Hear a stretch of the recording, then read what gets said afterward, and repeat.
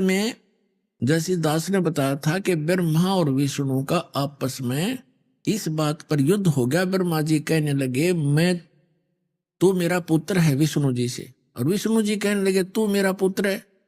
इन दोनों का झगड़ा हो गया तो इनके बीच में एक लिंग खड़ा कर दिया, स्तंभ, तेजो में स्तंभ, और ये फिर युद्ध करना बंद कर गए, उसके और छोर को खोजने में लगे। फिर वहां पुत्र शिव के रूप में ये खुद आकर खड़ा हो गया, ये काल भगवान।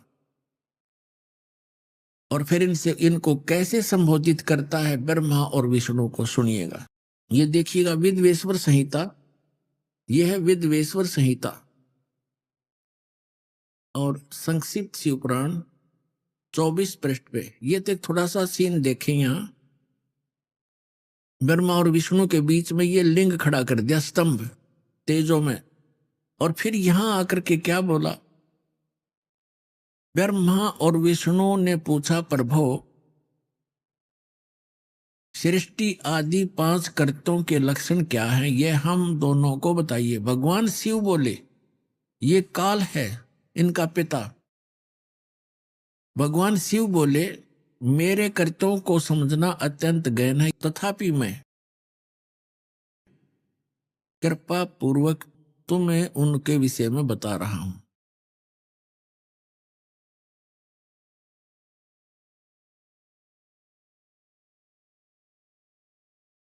अब अपने 24-25 पे पढ़ लिया, 26 पे पढ़ते हैं, अपने मतलब की बात पढ़ेंगे। यहां आगे अब नीचे, पुत्रो, ब्रह्मा और विष्णु को ये काल बोल रहा है, पुत्रो तुम दोनों ने तपस्या करके प्रसन्न हुए मुझ परमेश्वर से सृष्टि और सतिथि नामक 2 कृत, यानी जो 2 विभाग, ये 2 जॉब प्राप्त किए हैं, और ये दोनों तुम्हें बहुत प्रिय है। इसी प्रकार मेरी विभूति स्वरूप रुद्र और महेश्वर ने, मैं नहीं है, ने 2 अत्यंत उत्तम कृत्य, संहार और तिरोभाव प्राप्त किए। अब देखो ये ब्रह्मा विष्णु महेश, तो ये हो गए दोनों पुत्र। रुद्र और महेश्वर ये इन दोनों से न्यारे, यानी 4 हो गए, और बोलने वाला वो इनका पिता इनसे अलग है। अब यहां फिर और देखते हैं, स्पष्ट हो जाता है। यहां देखो, मैंने पूर्व काल में अपने स्वरूप भूत मंत्र का उपदेश किया है, जो ओंकार के रूप में प्रसिद्ध है, और वह महामंगलकारी मंत्र है। सबसे पहले मेरे मुख से ओंकार ओम प्रकट हुआ, जो मेरे स्वरूप का बोध कराने वाला है। ओंकार वाचक है, मैं वाच्य हूं, यह मंत्र मेरा स्वरूप ही है। प्रतिदिन ओंकार का निरंतर स्मरण करने से मेरा ही सदा स्मरण होता है। मेरे उत्तरवर्ती मुख से आकार का, पश्चिम मुख से उकार का, दक्षिण मुख से मकार का, और पूर्ववर्ती मुख से बिंदु तथा मध्यवर्ती मुख से नाद का प्राकट्य हुआ। इस प्रकार 5 अवयव से युक्त ओंकार का विस्तार हुआ है। इन सभी अवयवों से एकीभूत होकर यह प्रणव ओम नामक एक अक्षर हो गया। अब यहां हमने देखना है कि ये ओम एक अक्षर जो है ये ब्रह्मा विष्णु महेश के पिताजी का है। और वो कौन है? वो ब्रह्म है, वो काल है। ये ब्रह्म का मंत्र है ओम। गीता अध्याय नंबर 8 के श्लोक नंबर 13 में ये गीता ज्ञानदाता गीता बोल रहा है। इससे ये भी स्पष्ट होता जाएगा, ओम इति एकाक्षरम ब्रह्म व्यवहारण मामनुसमरण। ये देखिएगा, अब हमने शिवपुराण रख दिया, श्रीमद् भगवत गीता उठा लिया। गीता प्रेस ग्रुप से प्रकाशित है। 8वें अध्याय का 8वां अध्याय श्रीमद् भगवत गीता, ये 13वां श्लोक यहां शुरू होता है। ये 13वां श्लोक यहां पर है। इसमें क्या है? ओम इति एकाक्षरम ब्रह्म व्यवहारण मामनुसमरण ये प्रियाति तजन देहम सयाति परमाम गतिम। गीता ज्ञानदाता कह रहा है कि माम ब्रह्म, मुझ ब्रह्म का ओम इति एकाक्षरम, यह ओम एक अक्षर है, नथिंग एल्स।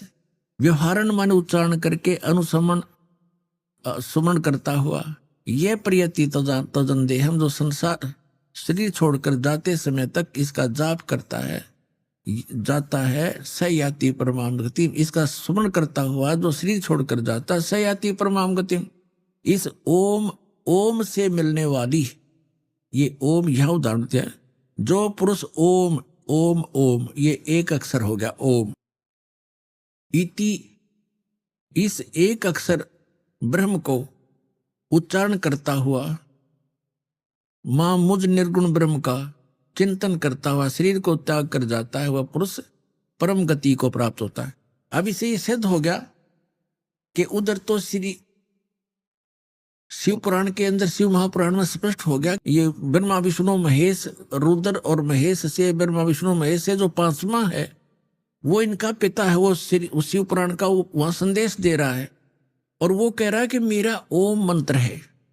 ओम ये 5 अवयवों से एकीभूत होकर एक ओंकार, प्रणव रूप में ओंकार एक अक्षर हो गया। और यहाँ 8वें अध्याय के 13वें श्लोक में गीता जी में ये स्पष्ट कर रहा है, ये गीता ज्ञान दे रहा है कि ओम इति एक अक्षरम, यह ओम एक अक्षर जो है माम ब्रह्म, मुझ ब्रह्म का एक ओम अक्षर है, नथिंग एल्स। और सुमन करता हुआ, इसका उच्चारण करके श्रवण करता हुआ, यह प्रियाति तजन देहम, जो शरीर छोड़कर जाता है, यानी अंतिम सांस तक श्रवण करता है, सयाति परमाम गति, वह परम गति को प्राप्त होता है। कौन सी परम गति? जो ओम से, ओम के जाप से मिलने वाली है। वो क्या? ब्रह्मलोक।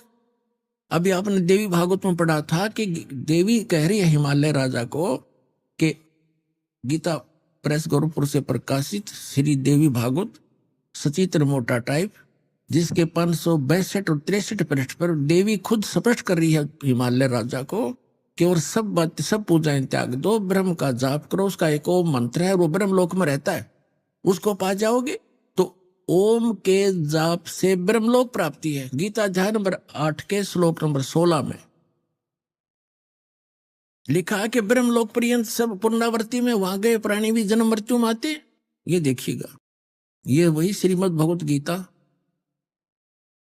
इसके 8वें अध्याय के अब 16वें श्लोक में क्या कहा है कि हे अर्जुन, ब्रह्मलोक पर्यंत सब लोग पुनरावृत्ति में, पुनरावृत्ति का इन्होंने यहां विश्लेषण भी किया है, अर्थात जिनको प्राप्त होकर पीछे संसार में आना पड़े ऐसे। तो इसे सिद्ध हो गया कि इससे भी परम गति नहीं हुई, क्योंकि जन्म मृत्यु है तब तक ये जीव सुखी नहीं हो सकता। और गीता अध्याय नंबर 15 के श्लोक नंबर 4 में कहा है कि तत्वदर्शी संत और तत्व ज्ञान की प्राप्ति के उपरांत परमेश्वर के उस परम पद की खोज करनी चाहिए, जहां जाने के बाद साधक फिर लौटकर कभी संसार में नहीं आते। तो अब जो प्रसंग चल रहा है, अब यहां तो जैसे प्रसंग चल रहा है कि हम इन श्री विष्णु जी, श्री शिव जी की पूजा करते थे इष्ट रूप में, और भगवान 600 वर्ष पहले परमात्मा आए थे। कबीर जी वो कहा करते थे, 3 देव की जो करते भक्ति, उनकी कदे ना होवे मुक्ति। अब देखो, परमात्मा कहा करते ये भगवान नहीं है, जिनको तुम पूज रहे हो ये तुम्हें कोई भी लाभ नहीं दे सकते। अब यही प्रमाण आपको श्री शिव पुराण से करते हैं कि विष्णु और ब्रह्मा ये भगवान नहीं है, मालिक नहीं है, जिनको हम पूजा करते थे। ये देखिएगा, श्री शिव महापुराण हिंदी टीका सहित भाग 1, ये कहां से प्रकाशित है? ये है श्री शिव महापुराण विद्या अवरिधि पंडित ज्वाला प्रसाद जी मिश्र कृत हिंदी टीका सहित। ये सारा देख लो। खेमरा श्री कृष्णदास प्रकाशन, मुंबई 4। अब इसको मुंबई बोलते हैं। इसको आप ले चलते हैं विद्वेश्वर संहिता के 11 पृष्ठ पे।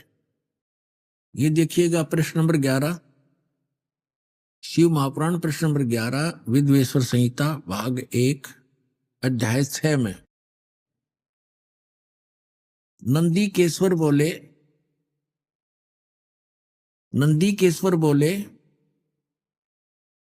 हे योगेंद्र, आगे एक समय विष्णु भगवान शेष शैया पर अपने गरुड़ आदि पार्षदों से संयुक्त लक्ष्मी सहित शयन करते थे, विश्राम कर रहे थे। उस समय ब्रह्म ज्ञानियों में श्रेष्ठ ब्रह्मा जी अपनी इच्छा से वहां आए। सब प्रकार से सुंदर सेज पर शयन करते हुए कमल लोचन भगवान विष्णु से पूछने लगे, तुम कौन हो जो मुझे देखकर अभिमानी पुरुष के समान शयन करते हो? वत्स, बेटा उठो, देखो मैं तुम्हारा स्वामी आया हूं। ब्रह्मा जी बोले विष्णु जी को, मैं तुम्हारा मालिक आया हूं। आए हुए गुरु को देखकर जो अभिमान करता है उस द्रोही मूड का प्रायश्चित होना उचित है। यह सुनकर विष्णु जी के अंतर में तो क्रोध हुआ, लेकिन ऊपर से दिखाया नहीं, बाहर से शांत रहे और बोले, वत्स बेटा तुम्हारा मंगल हो, बैठो, इस आसन पर विराजो। इस समय तुम्हारा नेत्र कुटिल और मुख वक्र क्यों है, यानी टेढ़ा मुंह क्यों कर रहा है, आंखें टेढ़ी क्यों कर रखी है क्रोध में? ब्रह्मा जी बोले, वत्स विष्णु, हे बेटा विष्णु, तुमको समय के प्रभाव से अभिमान है। हे पुत्र, मैं तुम्हारा रक्षक और जगत का पितामह हूं। विष्णु जी बोले, यह तो सब जगत मुझ में स्थित है, तुम चोर के समान किस प्रकार अपना कहते हो? तुम मेरी नाभि कमल से उत्पन्न हुए हो, इससे मेरे पुत्र हो, मुझे पुत्र कहना व्यर्था है। नंदिकेश्वर बोले, इस प्रकार ब्रह्मा विष्णु दोनों ही रजोगुण से मुक्त होकर विवाद करने लगे। मैं श्रेष्ठ हूं, मैं स्वामी हूं, ऐसा कहकर एक दूसरे को मारने की इच्छा से युद्ध करने में उत्सुक हुए। तब संपूर्ण देवता विमान में बैठकर उस महा अद्भुत युद्ध को देखने चले आए और आकाश से उनके ऊपर फूल बरसाने लगे।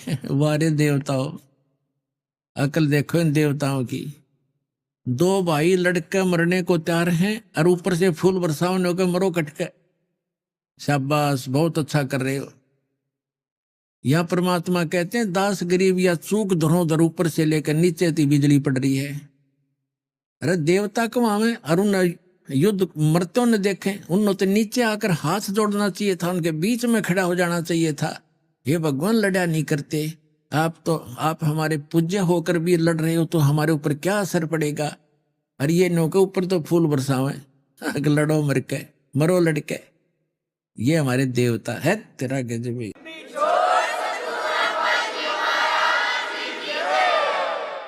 अब ये ज्यादा ना हम अपने मतलब का लेंगे, इससे सारांश लेते हैं। फिर क्या हुआ कि इनके बीच में उस काल भगवान ने, इनके पिता ने एक सतम खड़ा कर दिया, पिलर, जिसको लिंग बोलते हैं। बहुत तेजों में, बहुत उसका और छोर कुछ नहीं था। तब ये लड़ना बंद कर दिया और छोर खोजने में लगे। फिर वो स्वयं आ गया और उनसे क्या कहने लगा, देखिएगा। अब पढ़ेंगे विद्वेश्वर संहिता, ये 17 पृष्ठ पे। ये पहले 11 पर पढ़ा था, अब 17 पर पढ़ रहे हैं। विद्वेश्वर संहिता भाग 1 अध्याय 9, वो 6 में पढ़ा था।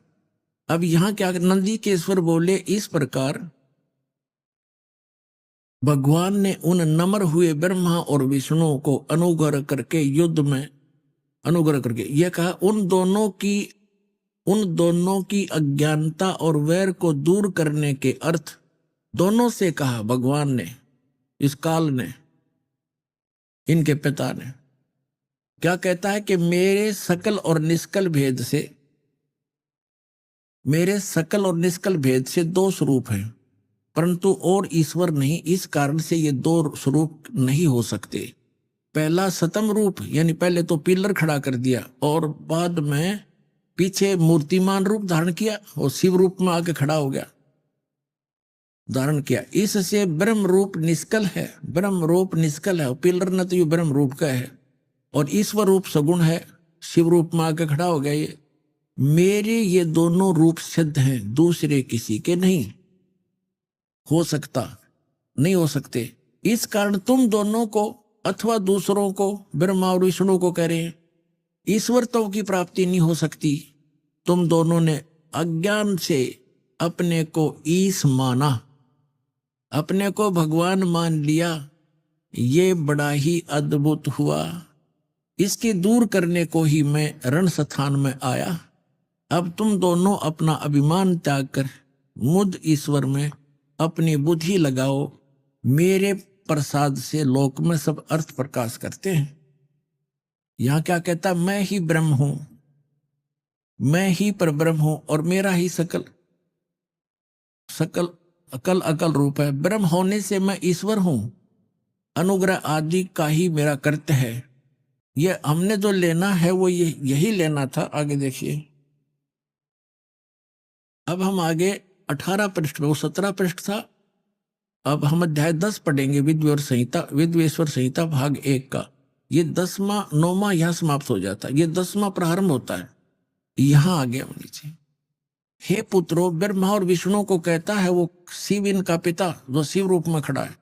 हे पुत्रो, यह कृत आपने तब से प्राप्त किया है जो सृष्टि की उत्पत्ति और पालन कहता है, सो मैंने प्रसन्न होकर तुम्हें दिया है। इसी प्रकार दूसरे 2 कृत रुद्र और महेश को ये 4 सिद्ध करने थे दास ने, और 5वां ये बोल रहा है, हे पुत्रो, ये तो ब्रह्मा और विष्णु के विषय में कह दिया कि जो सृष्टि की उत्पत्ति और पालन ये मैंने तुमको दिए हैं। इसी प्रकार दूसरे 2 कृत रुद्र और महेश को प्रदान किए हैं, परंतु अनुग्रह कृत कोई भी पाने को समर्थ नहीं है। सो पूर्व के कर्म तुमने। अब यहां ये इससे ये क्या सिद्ध हुआ, इससे ये सिद्ध हो गया कि विष्णु और ब्रह्मा, रुद्र और शंकर, इनसे अलग है ये गीता का जो शिव पुराण का ज्ञान दे रहा है। और ये कह रहा है ब्रह्मा और विष्णु को कि तुम ईश नहीं हो, और उसी कैटेगरी के ये रुद्र और महेश्वर बताया इसने, तुम भगवान नहीं हो। इससे सिद्ध है कि हम जिसकी पूजा किया करते विष्णु और शंकर की, ये भगवान नहीं थे।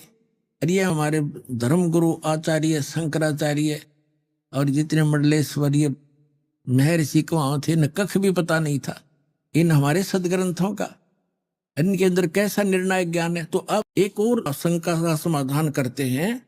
इसी शिव पुराण के अंदर जो खेमराज श्री कृष्ण के दास मुंबई के प्रकाशन में है, उसमें क्या है, उसमें ये स्पष्ट किया है कि जैसे ये क्या कहता है कि मेरा एक ओंकार मंत्र है, और जैसे हमारे ये धर्म गुरु क्या बताया करते हैं, इस अनुवाद जो किया है ना गीता प्रेस गोरखपुर से प्रकाशित में शिव पुराण में, उसमें उन्होंने गलती कर रखी है। जैसे उसमें वैसे मूल पाठ में तो स्पष्ट है कि इन 5 अवयवों से युक्त होकर ये एक संघात बन गया और इसका एक ओम अक्षर बन गया। उन्होंने उन 5 का अलग से अपनी सोच घुसोड़ रखी है, डाल रखी है उसमें अनुवाद में कि ओम नमः शिवाय, ओम नमः शिवाय ये बन गया 5 अक्षरों का। नहीं, ऐसा इसमें कोई प्रावधान नहीं है, ये झूठ है। बस इतना ही काफी। अब ये प्रसंग स्पष्ट हुआ कि जिनकी हम पूजा किया करते थे, ये ब्रह्मा विष्णु और शंकर, ये भगवान नहीं है, ये ईश नहीं है। स्पष्ट कर दिया, हमारे सदग्रंथों ने ही स्पष्ट कर दिया। अब हम जिस प्रसंग पर आज आगे बढ़ेंगे, अब हम उसको निर्णय करते हैं कि रजगुण ब्रह्मा है, सतगुण विष्णु, तमगुण शिव जी। अब देखिएगा, यह है श्रीमद देवी भागवत यानी देवी पुराण, श्री खेमराज श्री कृष्ण दास प्रकाशन मुंबई से प्रकाशित है। अथ देवी भागवतम सभाष्टिकम समात्यम, खेमराज श्री कृष्ण दास प्रकाशन बंबई 4 से प्रकाशित है। यहां पर तीसरा सकंद प्रारंभ होता है। अत श्री मद देवी भागवते भाषा टीका युक्ते तृतीय सकंद है प्रारंभते। अब तीसरा सकंद प्रारंभ होता है। हम इसके हम आपको 11 पृष्ठ पर ले चलते हैं। ये 11 पृष्ठ पे 5वां अध्याय, इसमें यहां हम पढ़ेंगे 5वें अध्याय का 8वां श्लोक। हे मात्र, ये 7वां समाप्त हुआ। हे माता, यदि हमारे ऊपर सदा आप दया युक्त हो तो हमको तमोगुण में किस प्रकार प्रदान किया। शंकर भगवान बोल रहे हैं, ब्रह्मा रजोगुण और हरि सतगुण, हरि सतगुण युक्त क्यों किए, युक्त किए, किस प्रकार किए। अब यहां संस्कृत भी पढ़ेंगे हम। ये संस्कृत है, ये हिंदी यहां पर हमने पढ़ी है।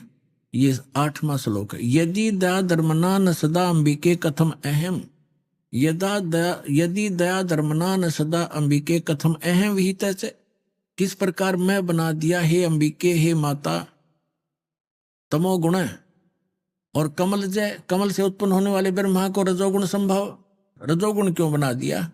और सुवित क्यों सतोगुण हरि, और विष्णु जी को आपने सतोगुण किस प्रकार बनाया, क्यों बनाया।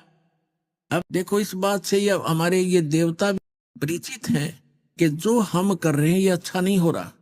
इसलिए तो ये कह रहे हैं कि यदि आप हम पर दया युक्त हो तो हमारे को ऐसा क्यों बना दिया। ब्रह्मा से निकल रहे वो उसकी तरंगों से सब प्राणी प्रभावित होते हैं और सृष्टि उत्पत्ति करते हैं, बच्चे पैदा करते हैं, और विष्णु जी से निकल रही तरंगों से एक दूसरे में ममता में फंसे पड़े हैं, और मेरे से फिर एकदम संहार होता है। ये ऐसा क्यों हो रहा है। यदि आप हम पर दयालु हो, हमें ऐसे गुणों वाले क्यों बना दिया, मुझे तमोगुण क्यों बना दिया, और विष्णु को सतोगुण और शिव जी को तमोगुण क्यों बढ़ाया। इति सिद्धम रजगुण ब्रह्मा सतगुण विष्णु तमगुण शिव जी। तीसरा, एक तो आपको शिव पुराण में बता दिया कि रजगुण ब्रह्मा विष्णु महेश इन तीनों देवताओं में गुण है, और वो शंकर इनसे न्यारा है, वो गुणातीत माना गया। और अब आपको सिद्ध करते हैं मार्कंडेय पुराण गीता प्रेस गोरखपुर से प्रकाशित के 123 पृष्ठ पर देखिएगा।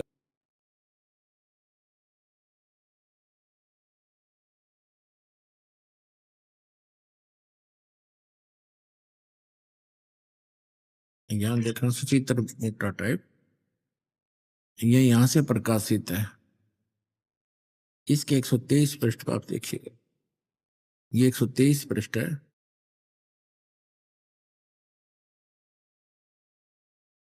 अब यहां मार्कंडे जी का वर्णन चल रहा है। मार्कंडे जी बोल रहे हैं, मुने यहां आ जाते हैं। इस प्रकार स्वयंभू परमात्मा की 3 अवस्थाएं हैं, रजोगुण प्रधान ब्रह्मा, तमोगुण प्रधान रुद्र और सतगुण प्रधान विश्वपालक विष्णु हैं। और यही 3 देवता हैं और यही 3 गुण हैं। ब्रह्मा विष्णु महेश कहो, ब्रह्मा विष्णु महेश कहो, या रजगुण सतगुण तमगुण कहो, इति सिद्धम। अब श्रीमद् भगवत गीता का 7वां अध्याय श्लोक नंबर 12 से लेकर 15 आप जी को समझ में आएंगे और स्वीकार्य होंगे। पुण्यात्माओं, टीचर का काम होता है इन गूढ़ रहस्यों को सरलता के साथ श्रोताओं को समझाए। आज तक हमारे धर्मगुरु और हमारे भगवान ने परिचित नहीं थे अध्यात्म ज्ञान से। सतयुग के ब्राह्मण ऋषि महर्षि भी इस तत्व ज्ञान से अपरिचित थे। तो पुण्यात्माओं, सौभाग्य है आपका, आपका जन्म ऐसे समय में आप शिक्षित हैं, और ये तत्व ज्ञान को उजागर करने का परमपिता कबीर भगवान का आदेश है। यो दास आपको भेज दिया, आपके सामने पेश है, और आपका अब कल्याण होगा, पूरे विश्व का कल्याण होगा।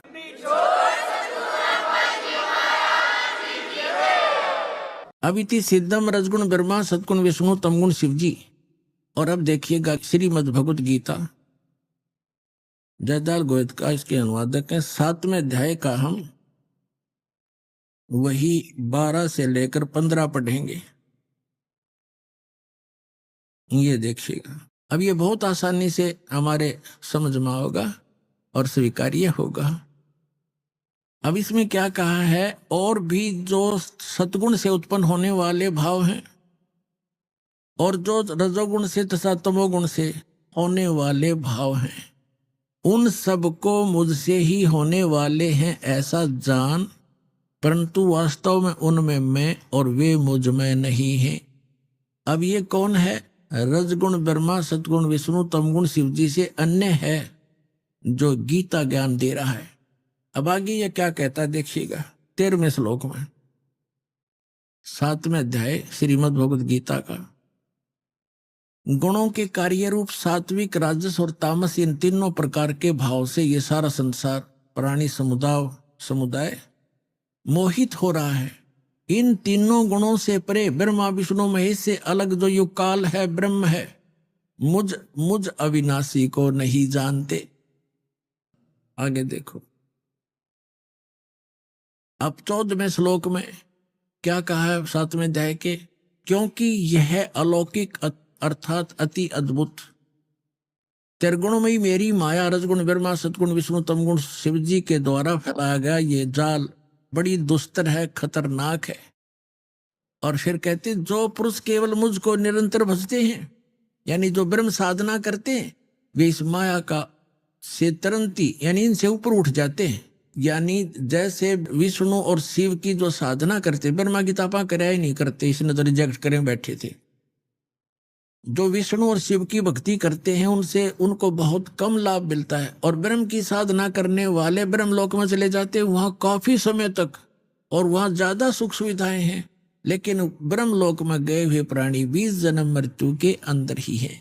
इसलिए ये स्वयं स्वीकार करता गीता ज्ञानदाता अध्याय नंबर 4 के श्लोक नंबर 5 और 9 में, गीता अध्याय नंबर 2 के श्लोक नंबर 12 में, गीता अध्याय नंबर 10 के श्लोक नंबर 2 में कि अर्जुन तेरे और मेरे बहुत जन्म हो चुके हैं, तू नहीं जानता, मैं जानता हूं, मेरे कर्म और जन्म अलौकिक है।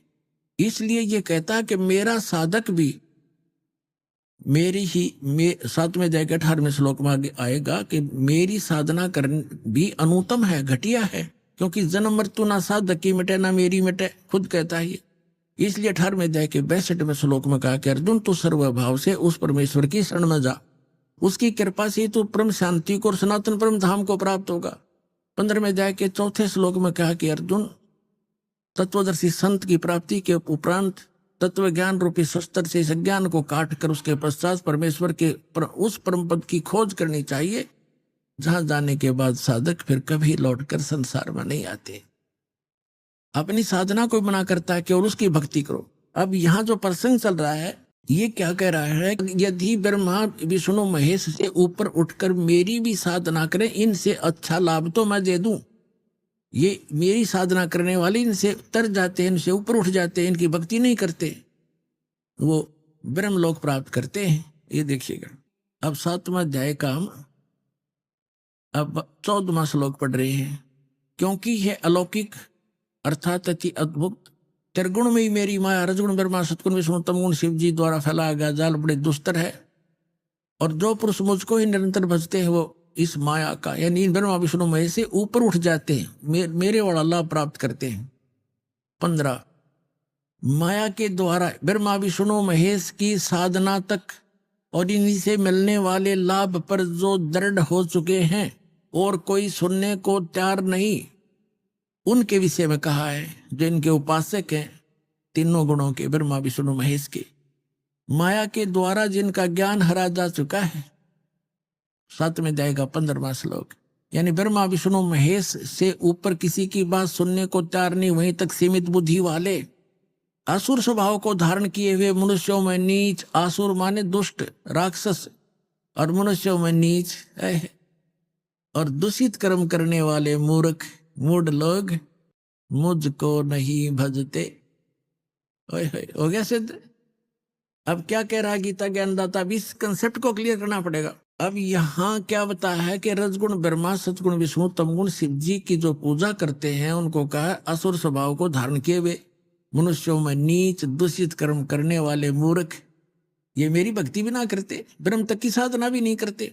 अब इसी से संबंधित आगे दिखाते हैं इसी 7वें अध्याय के 20, 21, 22 में। अब देखिएगा 7वें अध्याय का अध्याय नंबर 7 और श्लोक श्रीमद् भगवद गीता अध्याय नंबर 7 का और श्लोक नंबर हम 20 पढ़ेंगे। उन उन भोगों की कामना द्वारा जिनका ज्ञान हरा जा चुका है, ब्रह्मा विष्णु महेश से मिलने वाले जो अक्षणिक लाभ हैं वहीं तक सीमित है, जिनकी बुद्धि अपने स्वभाव से प्रेरित होकर उस नियम को धारण करके अन्य देवताओं को भजते हैं, पूजते हैं, ब्रह्म को छोड़कर ब्रह्मा विष्णु महेश की पूजा करते हैं। आगे देखो 21 में, 21वां श्लोक यहाँ है।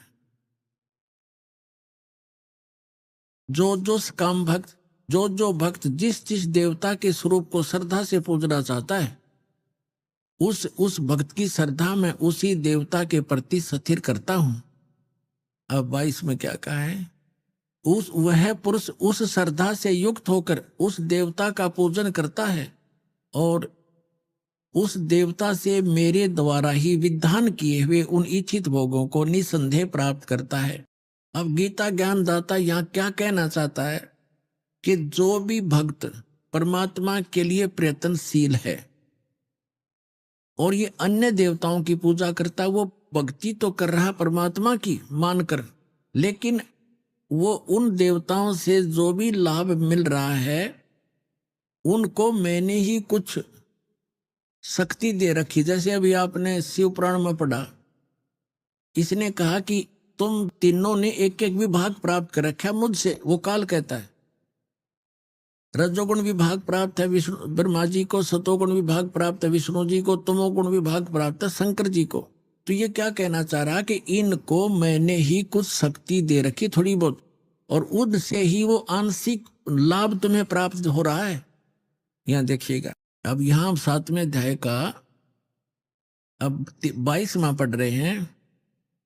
वह पुरुष उस श्रद्धा से युक्त होकर उस देवता का पूजन करता है और उस देवता से मेरे द्वारा ही विधान किए हुए इच्छित भोगों को निसंदेह प्राप्त करता है। अब 23 में क्या कहा है? परंतु उन अल्प बुद्धि वालों का, अल्प बुद्धि माने मंद बुद्धि वालों का यानी मूर्खों का, वह फल नाशवान है और देवताओं को पूजने वाले देवताओं को प्राप्त होते हैं, मेरा भक्त मुझको प्राप्त होता है। ये जैसे चाहे बचे, ये गलत क्या अनुवाद इन्होंने, ये नहीं, मेरा भक्त मुझको ही प्राप्त होता है। अब इससे स्पष्ट हो गया कि ब्रह्मा विष्णु महेश की जो पूजा करते हैं उनको ये काल गीता ज्ञानदाता मना करता है कि राक्षस स्वभाव को धारण किए हुए मनुष्यों में नीच और दूषित कर्म करने वाले मूर्ख मेरी भक्ति भी ना करते। अब इनको ऐसा क्यों कहा? यहां थोड़ा सा प्रमाण देना पड़ेगा। जैसे हिरण्यकशिपु ने रजगुण ब्रह्मा की पूजा साधना की थी और उससे को सिद्धि प्राप्त करके वो पंसारी बन बैठा एक हल्दी की गांठ से, अपने पुत्र प्रहलाद का शत्रु बन गया। न जाने कितनी यातनाएं उस मासूम बच्चे को दी और अंत में राक्षस कहलाया और कुत्ते वाली मौत मारा गया। अब यहाँ सूक्ष्म वेद में परमात्मा ने कहा कि ब्राह्मण बाणा कर्म कसाई हिरणा कुछ छाती तुड़वाई, राक्षस कहलाया ब्रह्मा जी का रजोगुण का उपासक। फिर दूसरे नंबर पर हम लेते हैं शंकर भगवान को, तमोगुण के उपासक थे कौन? रावण।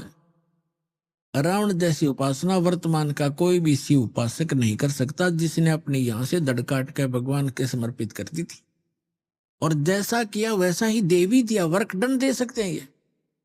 लेकिन अंत में राक्षस कहलाया, अपने ही मां को उठा लाया, यानी शिव के बड़े भाई श्री विष्णु जी की पत्नी अर्थात श्री रामचंद्र की पत्नी सीता को उठा लाया और पत्नी बनाने की कुछ चेष्टा कर रहा था। इससे बुरा कर्म और क्या करेगा प्राणी? और कुत्ते वाली मौत मारा गया, राक्षस कहलाया। एक भस्मा गिरी नाम का शिव का उपासक था और भगवान शिव के मकान के सामने कैलाश पर्वत पर सिरासन लगाकर तपस्या करने लग गया, ऊपर को पैर नीचे न सिर।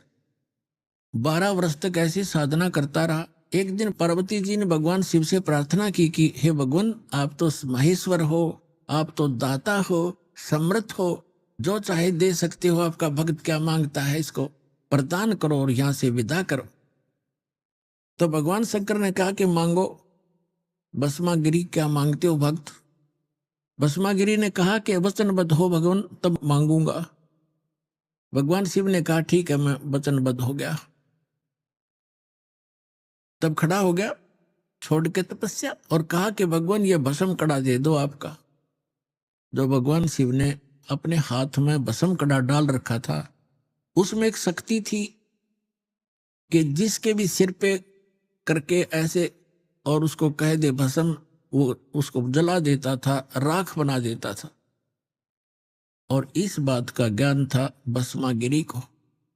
तो भगवान शिव ने वचनबद्ध हो चुके थे, निकाल के वो कड़ा भस्मागिरी को दे दिया। ज्यों ही वो भस्म कंडा हाथ में आया, उसी समय तेवर बदल गया। वो शिव का पुजारी, तमोगुण का उपासक, और कहा शिव जी होले होशियार, अब तुझे मारूंगा, पार्वती को अपनी पत्नी बनाऊंगा। और चला ऐसे करके भगवान शिव भाग लिए। अपने आत्माओं, हम इन नकली गुरुओं के भकाए हुए, भ्रमित किए हुए ये माना करते थे भगवान शिव कालज्जय हैं, मृत्युंजय हैं, ये अविनाशी हैं, अंतर्यामी हैं। ये तो कोई सा भी ना पाए, ना अंतर्यामी थे भगवान शिव, और ना ये अविनाशी थे। अविनाशी होते डर के क्यों भागते? वहां खड़े हो जाते, आ भाई कर भस्म, और भाग लिए। और अंतर्यामी होते तो ये पता होता ये दुष्ट क्या दुर्भावना लिए साधना कर रहा है। वो अंतर्यामी भी नहीं है। आपको पता ही है कि फिर भगवान ने स्वयं आकर पार्वती रूप बनाया, विष्णु जी ने नहीं। वो एक ही मालिक है जो सबके दुखों को दूर करता है, लेकिन बाद में विष्णु रूप बना लिया। शिव जी को न यकीन ना हुआ वो इस बात का, और फिर पार्वती रूप बना के भस्मागिरी को मारा। भस्मा असुर कहलाया फिर उसके बाद वो राक्षस। तो कहने का भाव ये है कि शिव का उपासक कैसा दूषित कर्म भगवान मानने, और उसकी पत्नी पर बुरी नीत कर रहा है। इसे दुष्कर्म करने वाला कौन होगा? राक्षस स्वभाव को धारण किए हुए मनुष्यों में नीच दूषित कर्म करने वाला मूर्ख। अब 4 गालियां इकट्ठी दे रखी है। अब बात रही विष्णु जी के सतोगुण के उपासकों की।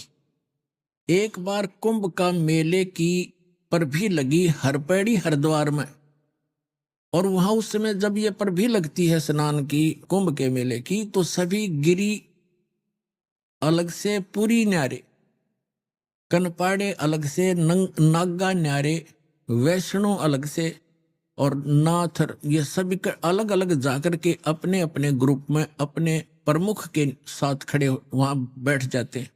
और स्नान करने के लिए जब चलते हैं तो वो अलग अलग ग्रुप में ही चलते हैं उस निश्चित समय पर। हर की पैड़ी पे हरिद्वार के अंदर पर भी का समय था। सबसे पहले नागा, ये भी तमोगुण शिव के उपासक है, ये जाकर के हर की पैड़ी पे छा गए, कोई 1000, 50, 60,000 की संख्या में। उधर से पीछे से सतोगुण के उपासक वैष्णव आगे। उन वैष्णव ने आकर नागाओं से कहा कि नागाओं, तुम बाद में स्नान करना, हम श्रेष्ठ हैं, सर्वश्रेष्ठ हैं, हम सतोगुण विष्णु के उपासक हैं, और पहले हम स्नान करेंगे। अब नागा कहने लगे नहीं, हम सर्वश्रेष्ठ हैं, हम त्यागी और बैरागी हैं, हम वस्त्र भी ग्रहण नहीं करते, हम सर्वश्रेष्ठ हैं, हम कोई इच्छा नहीं रखते। तो वैष्णव उपासकों ने फिर से दोहरा दिया कि तुम काहे के श्रेष्ठ हो? तुम टट्टी के हाथ भी नहीं धोते, राख लपेटे रहते हो, पशु की तरह नंगे फिरते हो, सरड फरडो, तो बाहर आओ, प्रथम हम स्नान करेंगे। अब वहां स्नान सनून तो भूल बाल गए, वह आपस में लड़ मरे, तलवार निकाल लाए, कोई छुर्रे घोंप दे, एक दूसरे को मुंह से काटते, और उसके बालों को पकड़ा है, बुरा हाल मचा दिया, कत्ले आम कर दिया। कहते हैं 25,000 ये त्रिगुण उपासक, ये ब्रह्मा विष्णु शिव के उपासक वहां कट कर मर गए।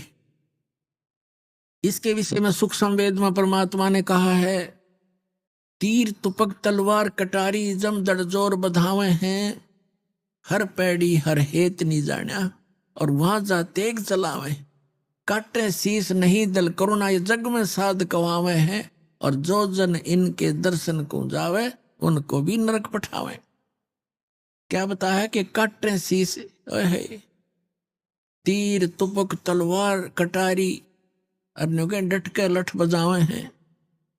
और हर पैड़ी हर हेत नहीं जाना, वैसे तो हर की पैड़ी कहे, भगवान की छाती पे कत्लेआम कर दिया इन मूर्खों ने। और काटे शीश नहीं दिल करुणा, दिल में दया नहीं नालायकों के, और काटे शीश एक दूसरे को काट डाला।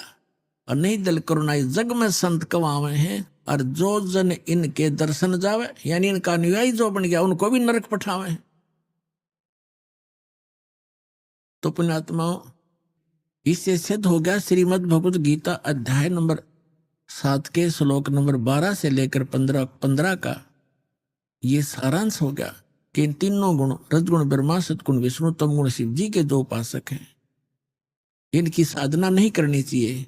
श्रीमद् भगवत गीता ये सदग्रंथ बताता है इनकी साधना करने से कोई मोक्ष नहीं होता, उल्टा ये इनको ऐसी उपमा दी है जो आपको वर्णन की बार बार कहना अच्छा नहीं लगता।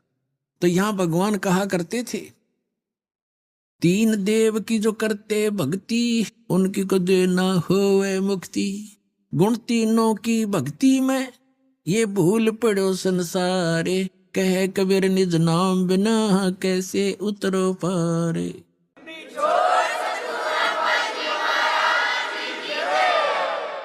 तो इससे सिद्ध होगा भगवान ने 600 वर्ष पहले ये बात कही थी, जो आज दास ने उन्हीं के बताए ज्ञान के अनुसार उसके बच्चों को सिद्ध कर दिया कि ये साधना जो हम करते थे वो गलत थी, और जिनको हम पूजते थे वो भगवान नहीं थे। सौभाग्य आपका, धन्य है आप कि आपको ऐसे समय में मानव शरीर प्राप्त है कि इस समय परमात्मा ने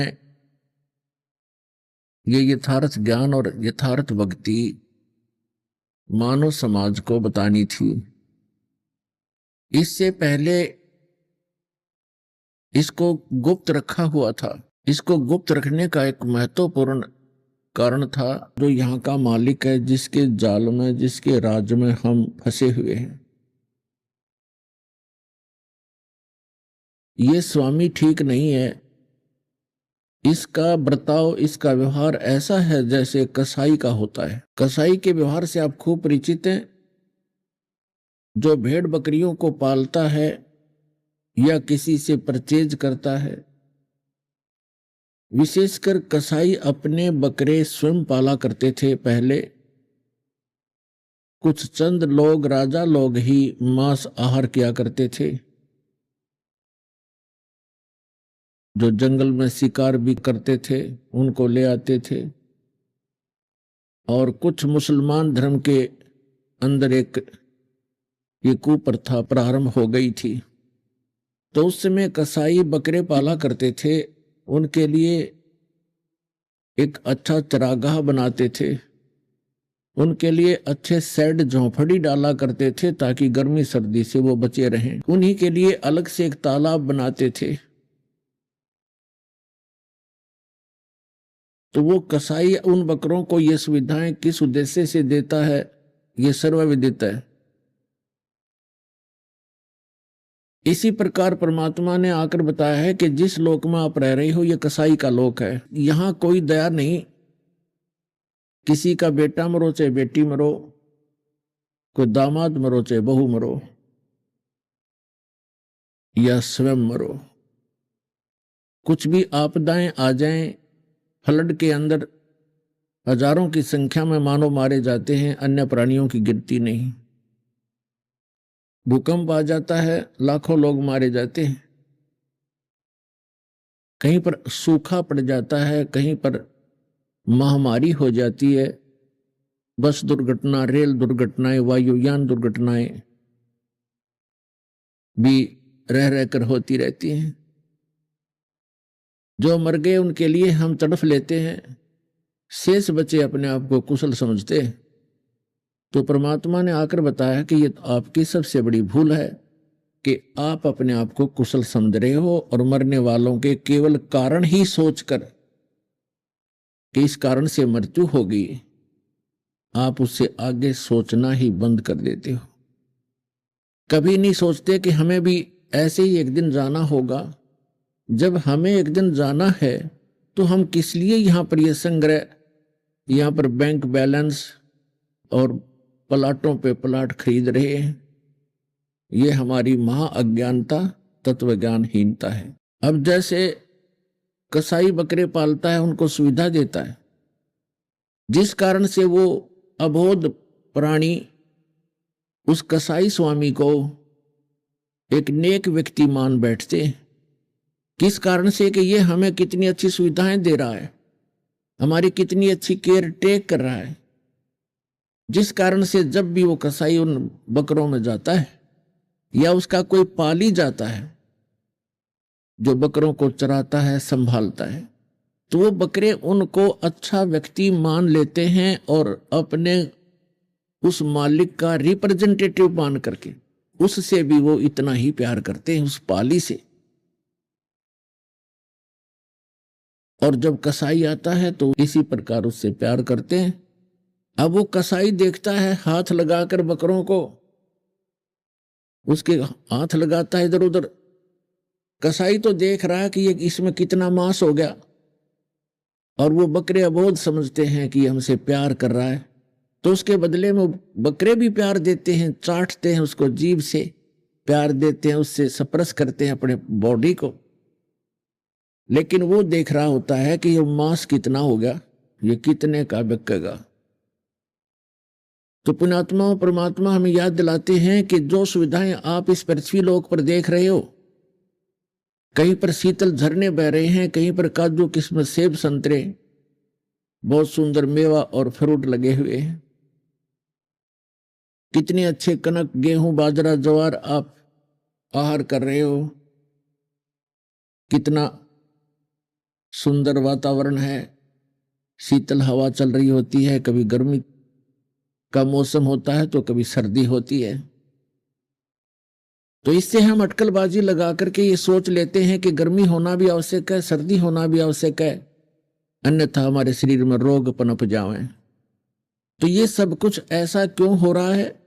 हम इन सुविधाओं को देखते हैं तो ये समझते हैं कि यहाँ का जो भगवान है, जो स्वामी है, वो बहुत ही नेक है, क्योंकि हमारी कितनी सुविधाओं का ध्यान रखा हुआ है।